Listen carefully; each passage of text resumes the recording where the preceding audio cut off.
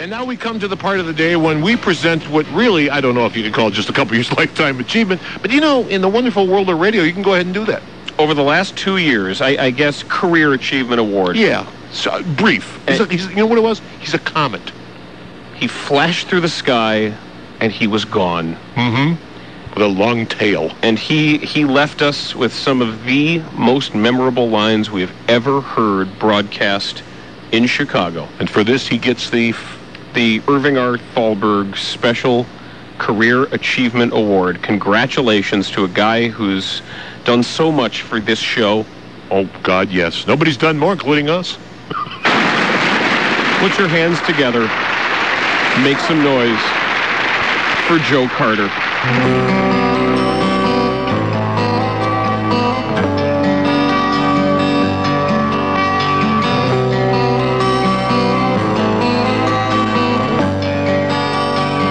Joe has one more question for you before we send you back to the keg. Speaking of being treated very nicely, you still keep in contact with Pete Rozelle?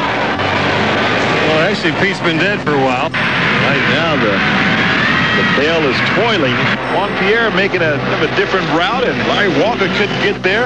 And that's really those guys getting used to playing those carnivorous alleys in Coors Field. Bob Boone taking a look out as Roscoe Brown is announced. It's a good thing they stopped Moises Alou because he would have been dead as a doorknob at home plate. Right now, America is trying to get back to some normalcy. And even though he'll fall behind 2-0, he will throw that changeup at any given time. And you know it's coming. You still can't hit it because it never gets there. Julian Tavares. Here's my question. Is Julian in our bullpen, or is it the other way around, or did they just find neutral ground? I think they just found natural ground. As Sean would always say, it's tough being green. Boy, reputation succeeds him. He was looking breaking ball, and the Cubs are sweepless right now as they have swept away the Marlins. You know, Julian Tavares there just passing the time away, see if he can get a round object in a square peg. It's uh-oh time. And then Sammy with the 2-run shot in the bottom of the 7th, called by yours truly, Paul Hornung.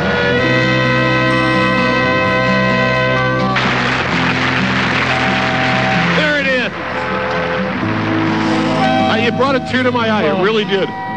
It did. It gave me pause, time to reflect on what an empty summer it's going to be, because Steve Stone's just too damn good. I know. You can't do this.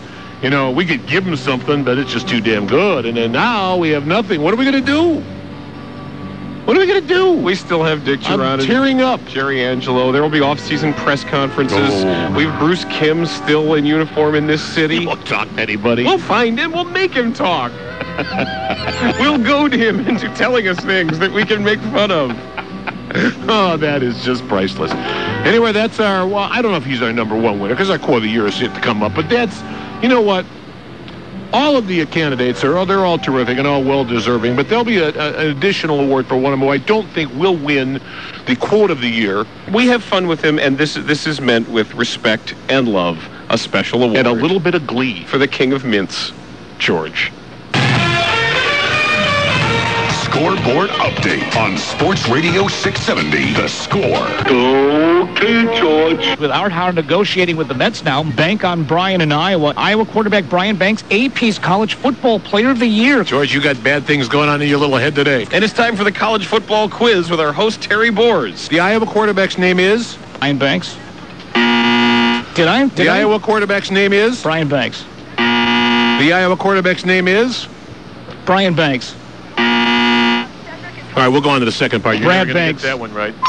Thank you. Brad Banks is number one. He was voted AP's College Player of the Year with Carson Palmer second and Willie McGee third. He's been one of the Bears' most maligned players. If Des White wasn't running the wrong route, then he had hands of steel. Well, we're concerned about Des White's hands. What did you say his hands were sometimes made of? Hands of steel, hands of stone. Stone. Well, I think hands of steel, I've used that before. Hands of steel. Now, that would mean he has extra strong hands. Get your hand off, right? I think it's the term stone hands. It's hands of stone or stone hands. I've used steel before. Stone Well, hands. it doesn't make it right. Too. Yeah. Anybody have a quarterback? The Mariners might need one. The spy who worked for the Cheeheads, Brian Banks, Willie McGee. Art Howard, hands of steel. The Mariners, Cheeheads. Thank you, George. That's right. It's TB Diddlers. Hi, I'm TB, and let me tell you, we've been helping Chicagoland get their diddle on in a comfortable, confidential setting for several months now.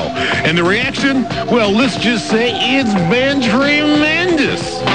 I love TV. Tell me what.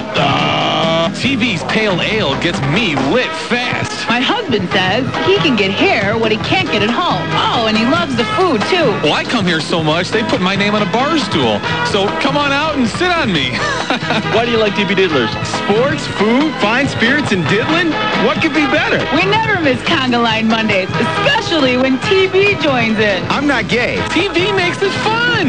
Hey, if this is your kind of action, then head out to TB Diddlers. TB Diddlers, where I get my diddle on. You betcha. Now, before we get to our grand winner of the day, I believe we're ready now, aren't we, Scott? We're not ready yet. No, with that. Oh, my God.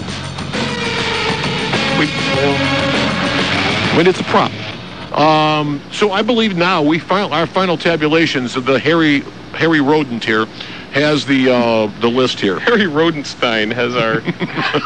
He has the list. We have the winner of the. But that guy that's been sitting there all day, why don't he help you? All right, give it to us in ascending order here. All right. Finishing in last place was Jerry Krause's comment with 2 votes. Okay.